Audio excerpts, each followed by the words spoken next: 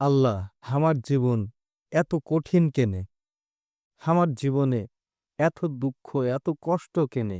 বড়লোক গালা কত দামি দামি গাড়িতে ঘুরে, কত সুখ, কত টাকা ওদের কাছে। আমার কিচ্ছু নাই কেনে?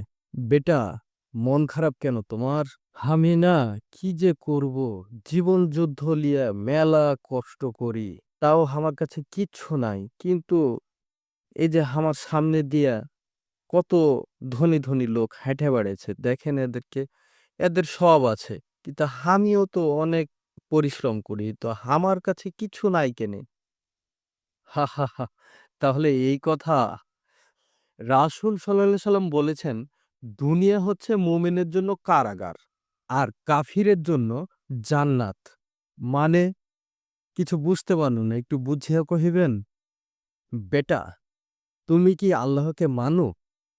যদি আল্লাহকে মানো, তোমার প্রকৃত সুখ আখিরাতে। এই কষ্ট, ধৈর্য সব তোমাকে জান্নাতে পৌঁছাতে সাহায্য করবে। আর যারা আল্লাহকে মানে না, তাদের জন্য দুনিয়ার এই আরামই শেষ।